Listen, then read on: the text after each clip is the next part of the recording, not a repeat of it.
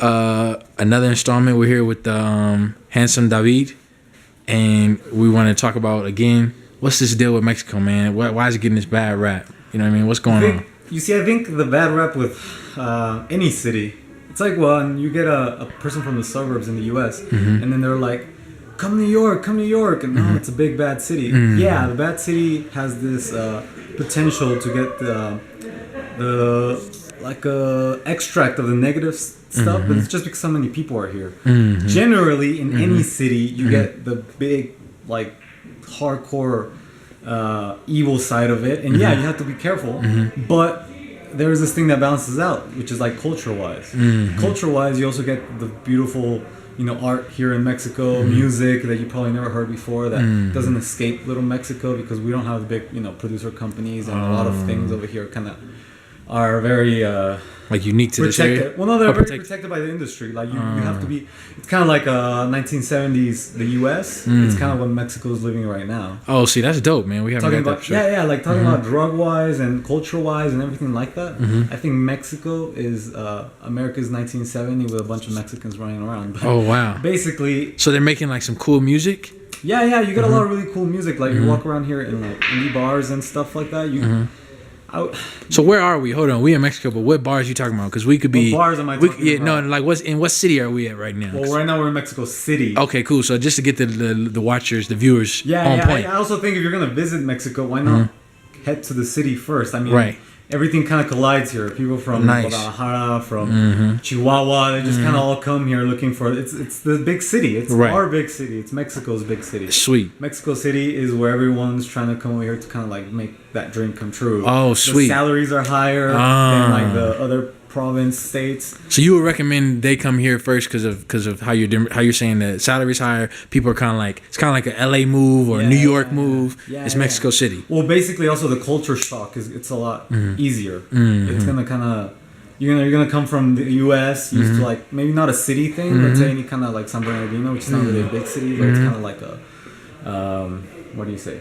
Like a very populated suburb. And you come over here and you won't feel out of place. Like if you go to if you go to Oaxaca, let's say. Oaxaca, the beauty of Oaxaca is that it's not populated by anyone. Here, you do get the negative side effects of a huge population. Right, like pollution and some other things. Correct, and a little bit of crime. But you're not going to see, it's really odd. It's like getting hit by a bus or a car crash or your airplane. It's, good point. It's the odds. And good point. And then also, if you're actually going to get... I mean, the most thing that's ever happened to me, the time I lived here like 8 years in a row, sort of. And the worst thing that's ever happened to me, I got robbed and they took my cell phone. But it wasn't like a big deal. It was just kind of like, give them your cell phone and you'll be fine. Right. No one's just going to be like, okay, I have your cell phone, I'm going to shank you or anything. Right. You might get something stolen, but that's where you be careful. You don't walk around with like 400,000 pesos on your pocket. You just walk around what you need. Right. You don't carry your most expensive phone. You might buy a Mexican phone for 200 pesos. You walk around good tip. You also don't want to... I mean, Mexican... you've probably noticed this here, but in Mexico, we have like the tourist areas are very well protected by cops. Lots of police. Yep, you're right. So you also don't want to venture into the wrong neighborhood. It's kind of like when you walk in LA, I don't know, in Jersey, you have these really nice neighborhoods, and you make a wrong turn, and you get to like crackhead neighborhoods. Right, you're in the hood. Same little thing. There's just so many people here. You get all kinds of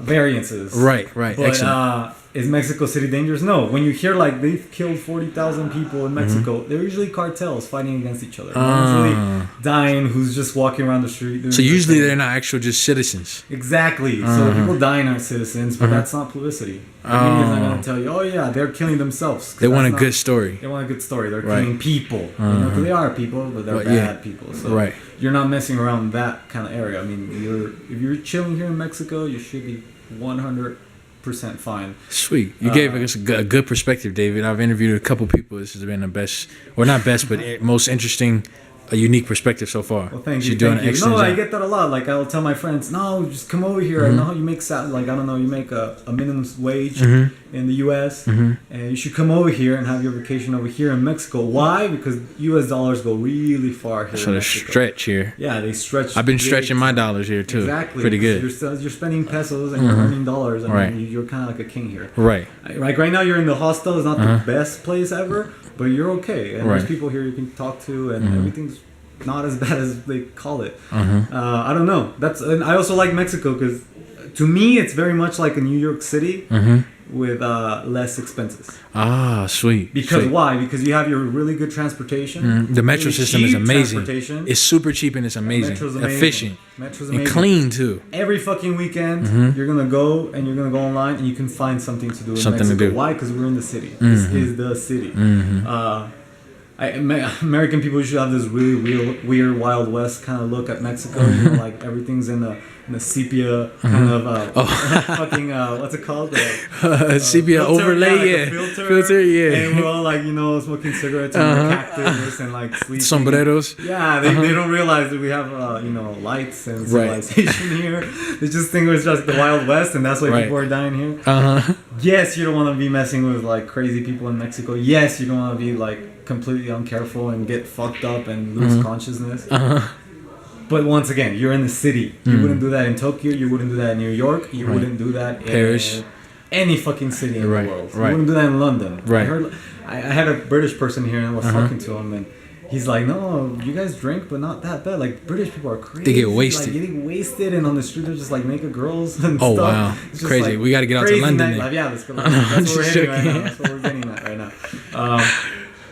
Point being, Mexico is not as dangerous as people think. Statistically, when you think about how many people are here and how many people are getting like in, you know, trouble, it's nothing. Buen punto. Bueno punto. It's a worse statistic in the car. That's it's tight. a worse car accident statistic than anything else. Right. So just come out here, be careful, but do your thing. It's fun Sweet. as fuck. It's a city. It's fun. You get to meet new people. Mexican people aren't as bad, and I like to think we're a little bit culture ignorant because the internet hasn't hit us as hard as a lot of cultures here. Oh, okay. You know, like you still got people in your 30s and 40s who don't use the internet. They're still like Wow, really? based. Oh, wow. So Crazy. I think I didn't know that, that but either. you know, the younger Generation, they're on it. is really on it. So it's I think the most amazing thing you're gonna notice here in Mexico, like talking about a culture shock, is that kind of ignorance and several like little tiny world Views, issues, perspectives. views and stuff. Okay. Like sexuality kind of got a little bit.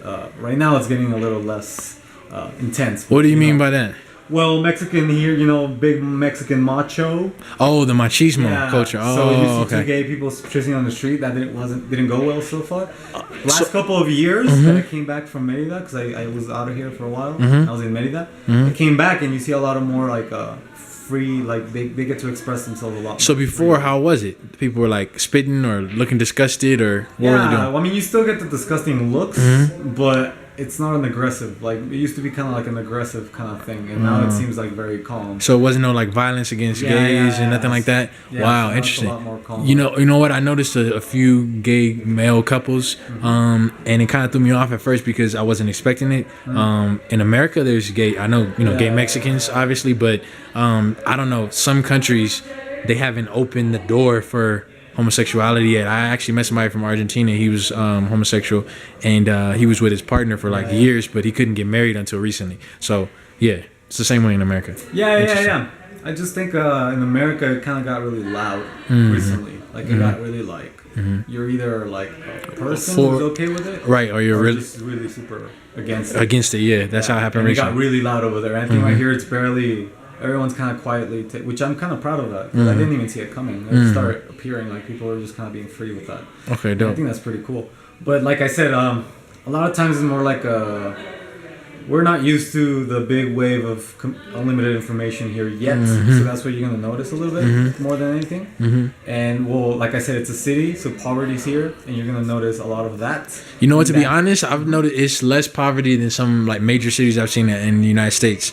Like for example, in Washington D.C., there's a lot of poverty, but just walking around DF, there's some like poor, like homeless people, I guess, but it's not as much as I've seen in other cities. It's a little bit segregated. Like you're not going to like some really poverty places. But poor that's areas. what I mean. Like you're gonna be safe here, but if you go to the park, You'll see some hunger real stuff. strikes and like the hunger makes people do crazy shit. Right. Always. And that's where crime comes in. And that's where crime comes in. More than anything, people aren't really looking out to hurt people unless they're like really hardcore. They're trying to cartel, drugs on crack every day. Then it gets kind of. Usually they're trying to survive. Usually they're Same trying to live. shit. Just trying to live. Okay, David. Excellent. any last words, any last sayings, venga, or anything you want to say? Just vengan a Mexico, gringos. Come to Mexico, gringos. Sweet.